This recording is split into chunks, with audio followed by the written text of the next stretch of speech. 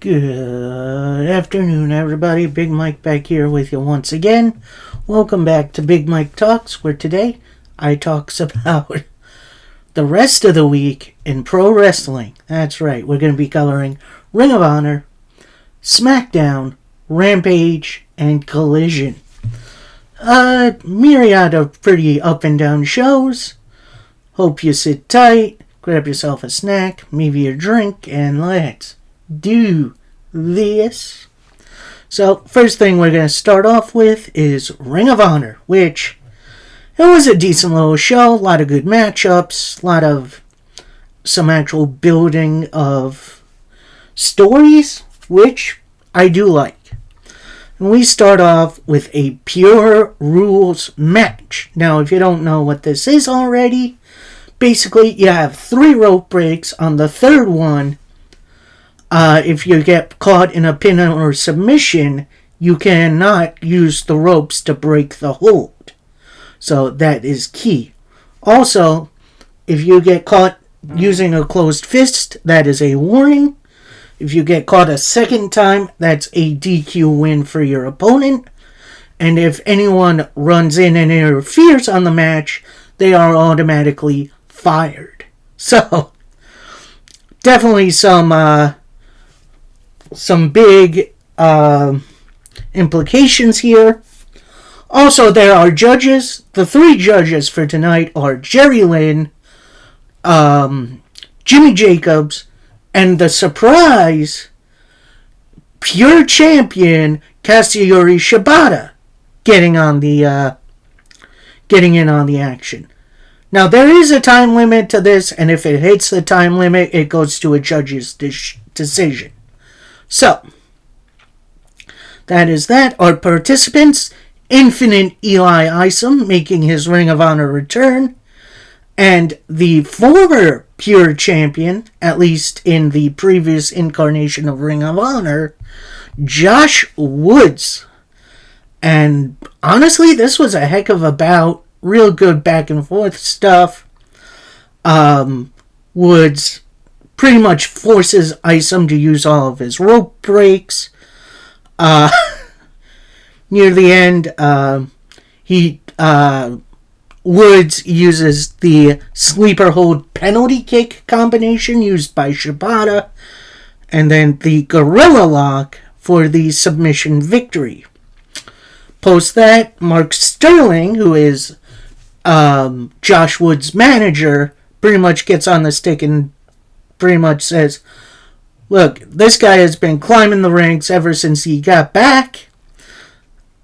Shibata, you call yourself the wrestler. He's the wrestler. He's the sports entertainer. And he wants a shot at the pure title. And then he pretty much asks, next week, we want that shot. So Shibata gets up from his position at the judges' table, gets in the ring, they have a stare down, and it's pretty much booked next week. Pure title match. Which, honestly, that's going to be a good one, I feel. Josh Woods is super underrated. Can't wait to see what he does there. Next up, we got a little women's action. Well, first, we get a little promo from Trish Adora, who has felt like she has fallen short on times, but now starts on the redemption. And the redemption starts with Trish Adora taking on the returning to ROH, Vita Von Star. Now, if you're not familiar with her, she ran with The Righteous. That was Vincent Dutch and... I'm sorry, I forget the other guy's name. I know he's in New Japan right now, so that's pretty neat. So yeah, Vita Von Star was a part of that group in the original incarnation of Ring of Honor. She makes her return, and honestly, this match was really, really good. Vita breaking out all kinds of moves from herself, but eventually, Trish Adora hits the Lariat Tubmid, which is my favorite finisher name, for the victory. Next up, we got a 6-man tag team title match, which is very interesting. We got a couple of powerhouse teams as the Embassy, that's Brian Cage, Toa Leona, and Bishop Khan, take on the Iron Savages and Jacked Jameson. Now, if you don't know who the Iron Savages are, they are formerly Bear Country, that's Bear Bronson and Bear Boulder, who are two huge guys, and they have since hooked up, he's been managing them. I think this is his first time wrestling. Jacked Jameson, who, I mean, he's a fitness guru, I guess you could call him. I'm not sure what to call him. He's a very vocal, out there character, and honestly, he can wrestle a little bit. Not a ton, but he definitely has the start to, I think, make it. This was pretty much domination from the Embassy. Well, not quite domination. The Savages definitely got some stuff in, but ultimately, after a big combination of moves, including a surprise pedigree from Bishop Khan, your winners, still Ring of Honor 6-man tag team champions, the Embassy. We then get a very surprise matchup as legit Layla Hirsch takes on Becca. Now, if you remember, Becca recently debuted in MLW, and she's a pop star character, which is interesting, but she can go. Like, you'd think this would be a, what was her name in WWE? She was the blonde hair. She would always carry a dog in her purse. Jillian Hall. That was her. And she would scream, sing so badly. She can sing. Becca can also wrestle. Like, she is no slouch. And, of course, this is kind of her hometown crowd, so she was getting a lot of cheers. But after a suplex and a big old knee strike, your winner, legit Layla Hirsch. Then we get an Athena interview backstage where she pretty much says, look, I'm tired of fighting these porcelain dolls, these fake Barbies. Bring me some real challengers. Tell that locker room to step up. Otherwise, I'm going to be running through them. So, yeah, Athena back on her stuff. We then get an interesting tag team match playa as the Renegades, that would be Charlotte and Robin, take on Tiara James, who just got drafted to MLW. So this was my first real look at her. And JC, who I'm not super familiar with. Either way, this was pretty much the Renegades running wild. And then after a heart attack, which is very interesting move for the Renegades to be pulling off. Your winners, the Renegades. Next up, we got Athena taking on Christina Marie. It was pretty much the usual Athena match. She dominates. And then after a big old elbow strike, which I guess is her new finisher, kind of, Athena wins. Then she continues her attack on Miss Marie. Next up, we got some tag team action players as the Kingdom, that's Matt Taven and Mike Bennett, take on Rhett Titus and Hot Sauce Tracy Williams. These are a couple of Ring of Honor OGs, and they've definitely faced each other a ton of times before, especially for the Ring of Honor tag team titles, and honestly, these guys picked up right where they left off. This was an absolute banger of a tag team match. But then after a Proton Pack, which is a great finishing move, your winners, the Kingdom. We then get a Samoa Joe Stokely Hathaway interview in which you definitely have Samoa Joe bullying Stokely a little bit. But they indeed announce a new Ring of Honor TV title eliminator tournament where the winner gets a Ring of Honor TV title shot, which, you know, it's going to be interesting. You definitely start to see Stokely trying to assert his authority, but then Joe's like, yeah, no, I'm in charge. So we definitely see the balance of power in this. And next up, we got our first Eliminator Tournament matchup as JD Drake of the Workhorsemen takes on Christopher Daniels. And this was a nice little powerhouse versus technical guy match. Like, it wasn't super technical. It was pretty much Christopher Daniels avoiding JD Drake for a bit. He tried to go for Angel's Wings, but JD Drake was a bit too big. Eventually hits a Spinebuster and the best moonsault ever, which it still is. There is no argument. So your winner, the Fallen Angel, Christopher Daniels, moving on in the tournament.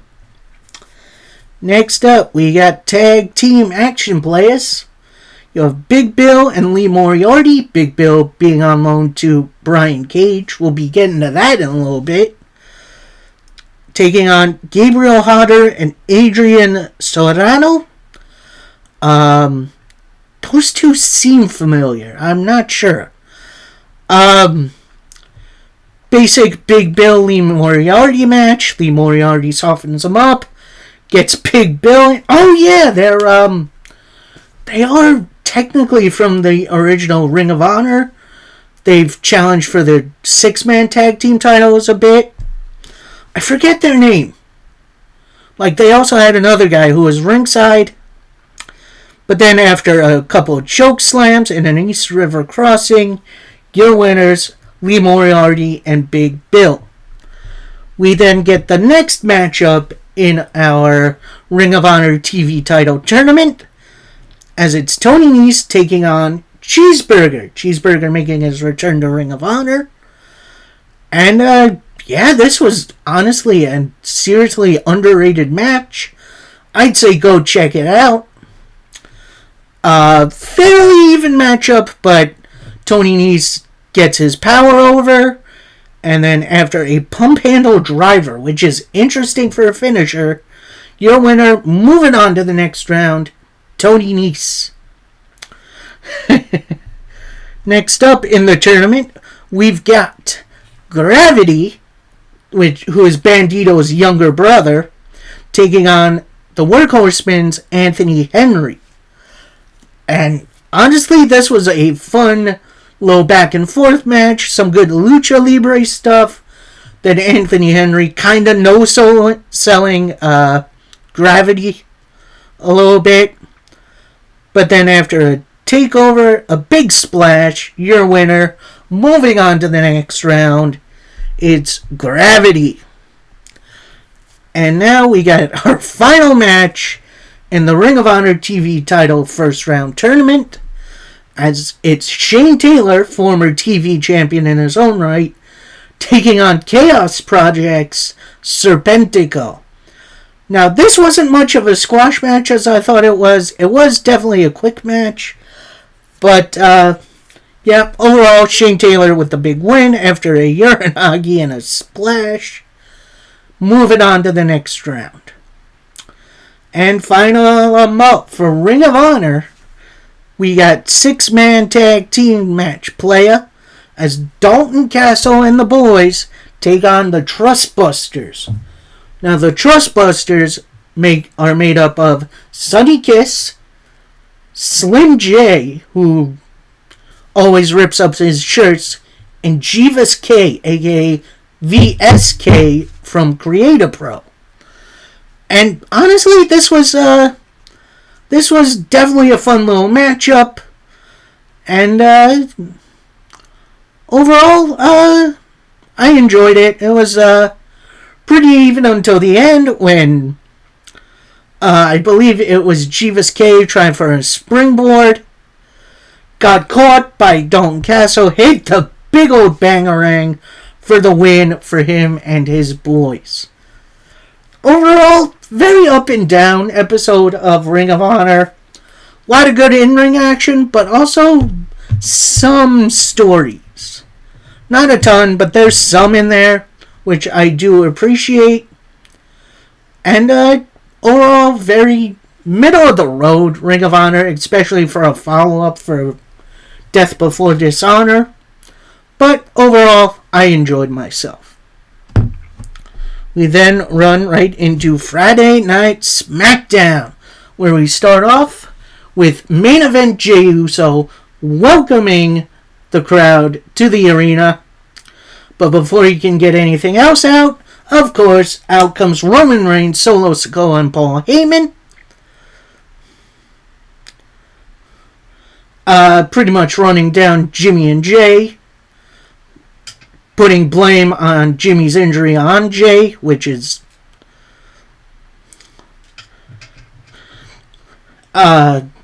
pretty much wrong. Then he pretty much thinks, oh, you want to be tribal chief, you want to be face of the company, you wanted to take all that from me. Then Jay pretty much retorts, yeah, I never wanted any of that. I just wanted to protect my family. And now you're the newest adversary to that. You and your iron fist need to go. And I'm stepping up.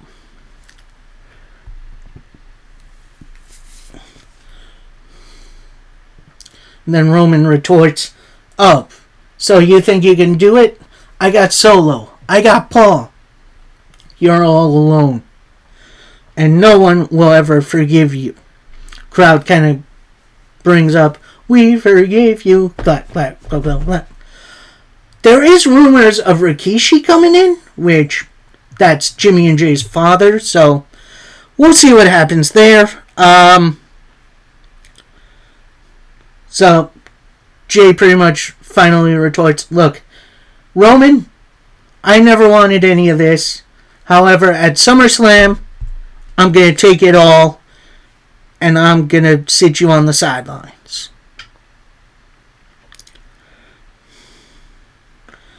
And then Roman retorts, oh, you think you can beat me? Why do you think that? Jimmy brings up the mic, because I already did. And at SummerSlam, I'm going to do it again. And just walks off. That was beautiful. That was great. So then we get Jimmy Uso kind of walking around backstage. He's fired up. And he runs into Grayson Waller, of all people. Pretty much with Grayson pretty much saying, look, whatever happens at SummerSlam, if you win or lose, you're probably going to lose. I want to give you the Grayson Waller rub and have you on the Grayson Waller effect.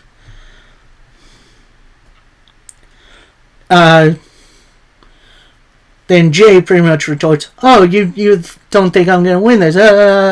They kind of start laughing together. And then Jimmy socks Grayson Waller right in the mouth. Like, I've been waiting for someone to do that for a while. And it's just about time. Next up, it's the final match of the U.S. Title Invitational Tournament, where the winner faces Austin Theory, not next week, this coming week, not at SummerSlam, at the following SmackDown. Like, why set that up so late? Just have it at SummerSlam. Anyway, it is Rey Mysterio taking on Santos Escobar. They do some good lucha stuff for a while. It's very nice, very back and forth. But then after a, diving move Rey does all the time, once we come back from the break, Rey Mysterio's getting checked on. And then after a little bit, turns out, yeah, Rey Mysterio is unable to compete anymore. Your winner, Santos Escobar. Now, I am not 100% sure if that was the plan, but I feel really bad for Rey Mysterio. It does turn out this was a real injury and not some story or some way to protect Rey. So, Rey, feel better soon, my brother. Gonna miss ya. So, Santos Escobar is gonna be taking on Austin Theory for the U.S. title in a couple weeks. Next up, we got Bianca Belair in a backstage interview. Says she's feeling good for SummerSlam and ready for anything. In comes the tag team champions Chelsea Green and Sonya Deville. They're complaining, oh, why is the spotlight on her? Why can't it be on us? We've had the tag titles for 11 days now. There's no celebration. And now we want a little retribution.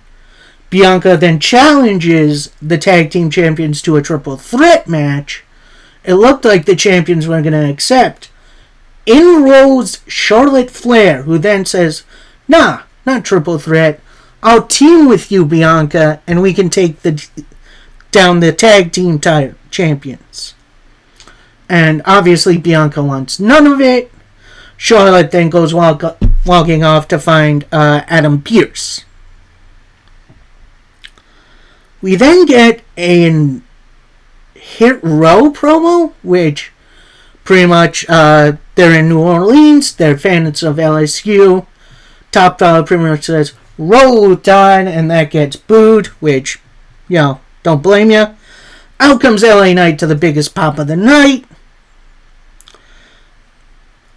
Pretty much says, I know Will Smith had a good rap game, but I didn't know Uncle Phil was a rapper.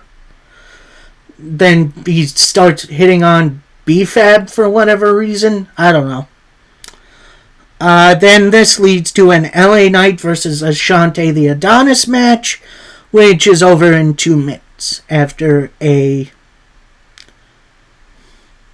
elbow drop and a BFT. So, basically kind of nothing match. So, whatever. Then we get Jey Uso backstage again. He looks fired up. Adam Pearce walks up, pretty much saying, look, Waller's not happy that you sucker punched him. He wants a match with you later on tonight.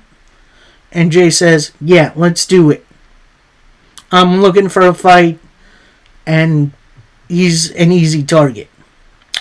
Next up, we got Street Profits and Bobby Lashley. They're sitting around a lounge, I guess. And Lashley pretty much brings up, look, fellas, we're not treated like stars right now, so how about we take that treatment and we dress like stars. Everyone looks over to Dawkins, who is dressed in sweatpants. Pretty much Lashley saying, look, I do like those sweatpants, but I got something for you. And in rolls in a rack of designer suits, and Lashley pretty much says, yeah, these are on me, you guys. So, we got Lashley, we got the Street Profits, Hayes and his guy. I think we got the start of a new stable coming. Now, a lot of people are thinking, oh, this is the new Hurt Business. I kind of hope it isn't. I kind of hope it's its own thing. Like, there are some great talents in this potential group. And we'll see where it goes. Next up, tag team action players. We got Charlotte Flair and Bianca Belair taking on Chelsea Green and Sonya Deville. This was definitely a fun little matchup. A lot of good back and forth, including, obvious cheating from the tag team champions. And near the end of the match, Bianca Belair was about to hit the KOD. Charlotte tags herself in, hits a big old boot from that position for the pinfall and the win for Bianca Belair and Charlotte Flair. And Bianca's post-match is like, oh, well, why'd you do that? I had him. And Charlotte's like, come in and raise our hands. We won. Come on.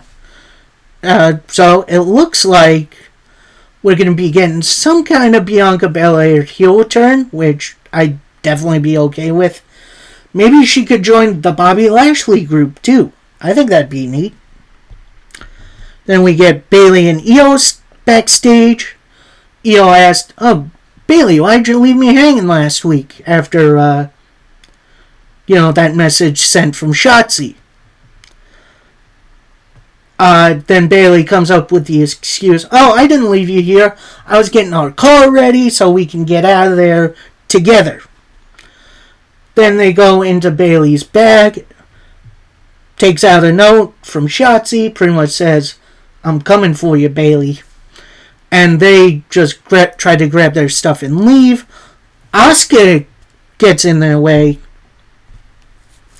Pretty much says, yeah, I'm facing two of the best at SummerSlam. Io pretty much says, yeah, I'm thinking about cashing in. And you won't be... And at SummerSlam, you might not be champion. Either way. Then we get Adam Pearce backstage. It is announced that SummerSlam is having a battle royal, which random but okay. LA Knight rolls up, pretty much says, look, I should have won that Eliminator tournament. I should have won Money in the Bank. When's my stuff coming? Pearce then puts him in the match. Out comes the Brawling Brutes, pretty much say, hey, look at this loudmouth. How about you can't have a battle royal without this guy, Sheamus pointing to himself. Knight gets in Sheamus's face. Pearce breaks them up. Alright, you want to handle this? Next week, it's going to be Sheamus versus LA Knight. Thank goodness. So it does look like Knight is getting a small push for now. I was kind of hoping he'd be the one to dethrone Austin Theory, which, we'll see if that goes down. Then we get a Grayson Waller interview, pretty much saying, oh, I did nothing to provoke Jey Uso. He attacked me, and Jey Uso is going to pay for what he did. And he isn't ready for the Grayson Waller effect. We then get a setup for Cross versus Carl Anderson, in which Carl Anderson, before his entrance, is with the OC, pretty much saying, look, guys, this thing is a bit more personal. He attacked me. I want to get out of there alone. The others agree. That set leads up to Karrion Kross versus Carl Anderson, which was a pretty short match, dominating win for Kross, as he won with the final prayer finish, which is definitely a cool new finisher for him. Kross then keeps attacking Carl Anderson after the bell. That brings out the rest of the OC, who run off Kross. We then get to see the Bloodline. That's Roman Reigns, Solo, and Paul Heyman backstage. They're just kind of meandering. And that leads us to our main event of SmackDown. It's Jey Uso taking on Grayson Waller. And honestly, this was a pretty solid matchup. A lot of good back and forth. Near the end-ish, we get Roman Reigns, Solo, and Heyman coming out. They sit up on the ramp for a better view.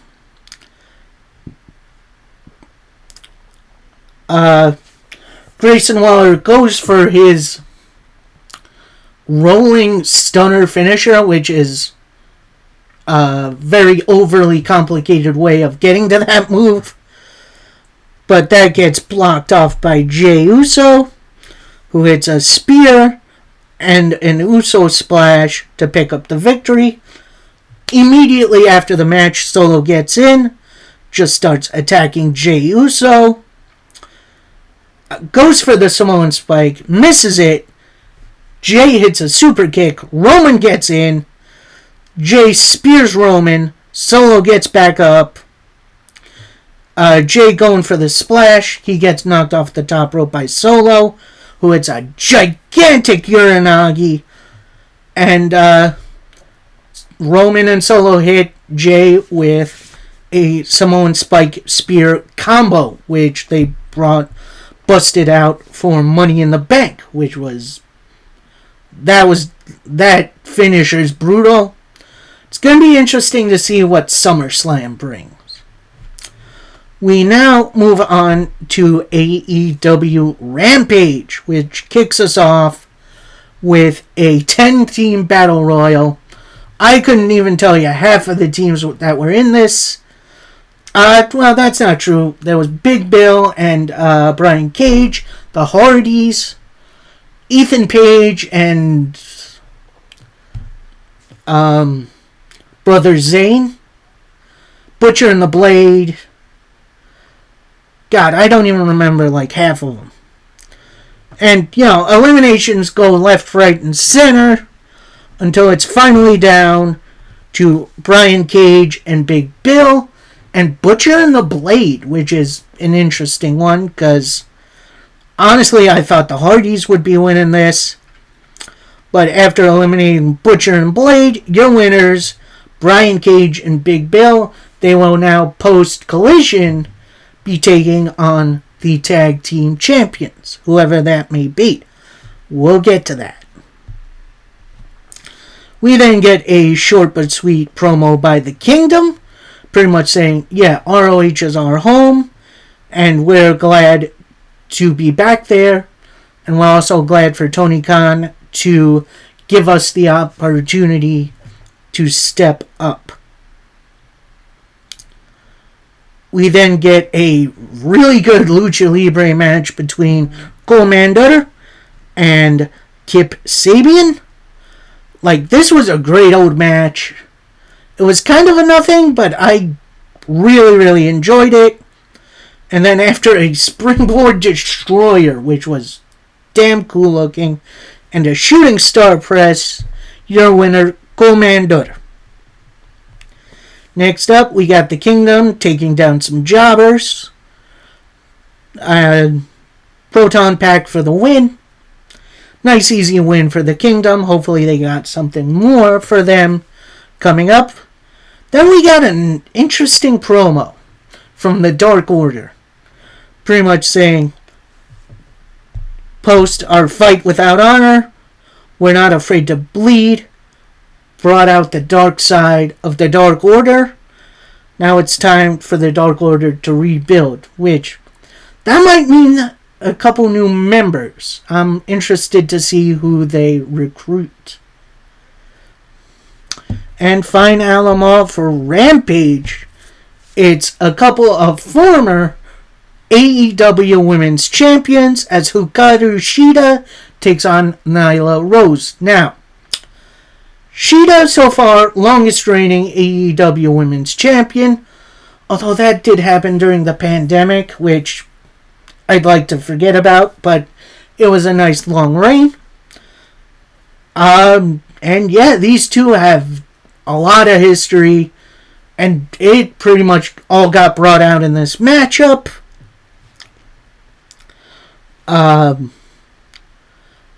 Shida blocked the Beast Bomb, which I don't think I've ever seen that happen. Couple of Falcon Arrows for a 2 count. Then Maria Shafir, who has been seconding Nyla Rose for a bit, gets on the apron. She's been holding Shida's kendo stick. Shida knocks her off the apron, grabs the stick, winds up for a shot, hits Shafir instead. Nyla Rose with a quick roll-up. 1, 2. And then Shida hits the katana for the victory. So it looks like Shida is moving on to something nice. Maybe a bit more of a push as the Outcasts, including Toni Storm, our current AEW Women's Champion, are out on the ramp, faux clapping for her. So, looks like we're, and then it's announced on AEW 200, which is coming up this Wednesday, we will have Toni Storm versus Hikaru Shida for the women's title on that show. That should be a fun one. And finally, we got AEW Collision. Now, I was a little late in getting to the show. I did miss Darby Allin issuing an open challenge. And I did miss a bit of this opening match, which is a ladder match for Andrade El Idolo's mask, as he's taking on Buddy Matthews. And to say these guys have ultimate chemistry is really selling them short, as they worked beautifully for this match, including splashes through ladders, big old powerbomb through the announce table, and just these crazy moves. Hell, even Julia Hart gets involved, which she ultimately gets pushed off from the ladder. Andrade gets his mask back for the victory.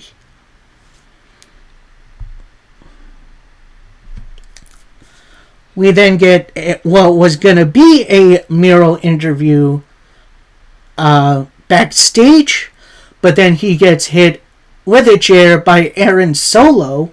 So it looks like Miro and QTV are going to be feuding for a bit. At least it's something. Miro then fights back with the chair, and he's ready to go. Next up, we got the Darby Allin Open Challenge. He's looking for a fight. Who comes out? And honestly, don't tell me you saw this man coming, because I don't think anyone did. It's Minoru Suzuki. And honestly, these two beat 7 shades of Dynamite of one another. Like, this was a hard-hitting fight. And yes, I know Darby Allin isn't exactly the biggest dude, but he hits hard, and this was a hard-hitting bout. Near the end, Minoru had Darby in the sleeper.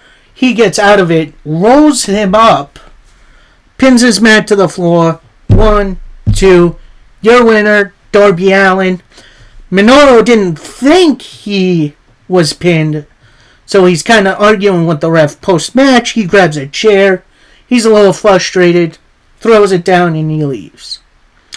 Then on the big screen is the TNT champion Luchasaurus and Christian Cage, pretty much saying, yeah, Darby, you're not championship material anymore. This title is more prestigious than ever, and you won't be champion again as long as I'm champion.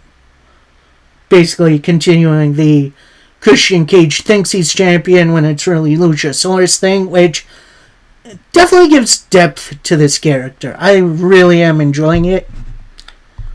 We get a Hikaru Shida versus Toni Storm vignette. Very nice. Gonna be an awesome match. Next up, very one-sided matchup as Samoa Joe takes on Gravity. Gravity, for the first time ever, doesn't get his entrance. But, this was pretty much the Samoa Joe show. And then after a muscle buster, your winner, Samoa Joe. And then we get a very interesting promo from CM Punk. It's pretty much saying, it's been a few weeks of nothing but rotten luck for me. I've lost to Ricky Starks a couple of times. And everyone's been asking, what's in my little red bag? And this has a lot to do with Ricky. So without further ado, let me bring out the real AEW World title. It's the original design, no Burberry. And he pretty much says, I never lost this. No one pinned me or submitted me to win this. I am the real world's champion, and it is my responsibility to carry this with pride. He then puts his spray paints an X on it, which it has been his logo for a while now. Don't tell Elon Musk.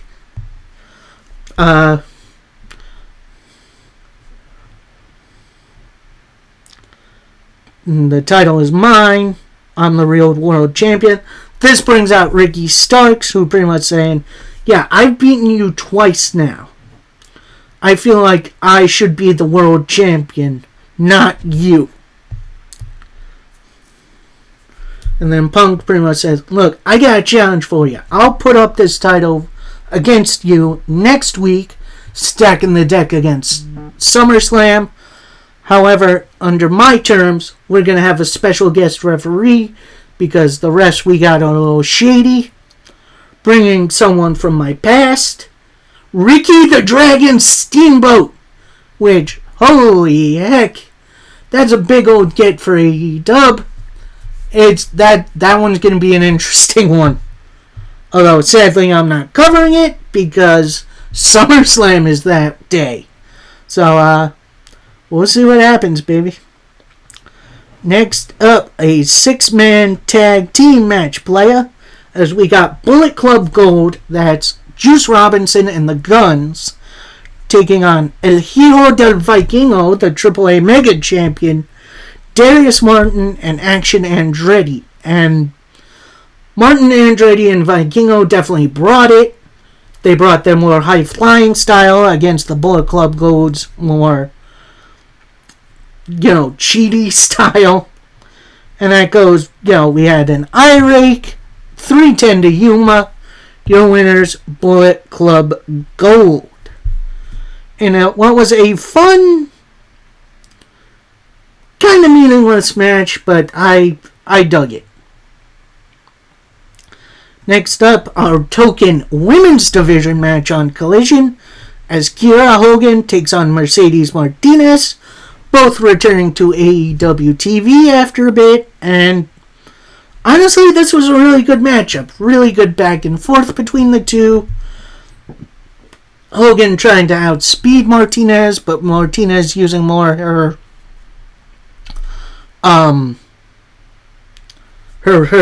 finesse.